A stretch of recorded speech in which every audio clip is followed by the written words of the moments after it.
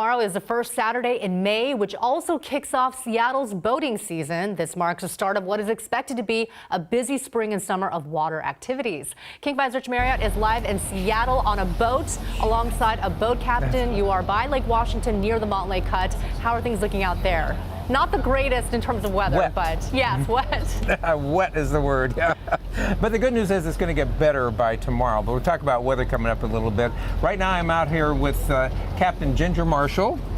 She's a member of the Seattle Boat Yacht Club and also a member of their education committee. And we're going to be talking about the problems we have with cold water. The water around here very cold right now, mostly in the 50s. And it never really gets that warm in a lot of places like the Sound. So what are the dangers with that?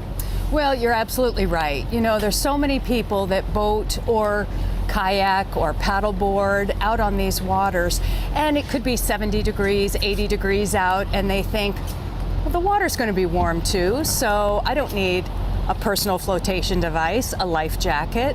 If I fall in the water, I'll just get back in the boat.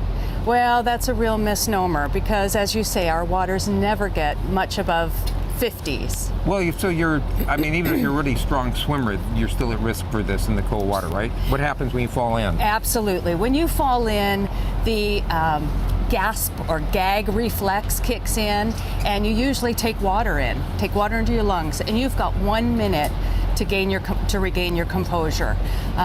We call it the 1-10-1 rule, where you've got that 1 minute to just calm yourself down, get your breathing back together. Then you've got 10 minutes before your extremities really are useless. You're not able to help in a rescue, getting yourself out of the water. And then you've only got 1 hour before you fall unconscious. And if you're not wearing a life jacket, you're likely to drown. Yeah, because you need that flotation to give you time to gather yourself together. And also, it's interesting because I was reading about this and about some of the research shows that you can have that response in water as warm as like the mid-70s, which I was really surprised to hear. It's true. And you know, most people don't drown because of the hypothermia. They drown because of the panic. Yeah. Because when you fall in the water, you usually take a gulp of water that just goes right into your lungs and you just panic.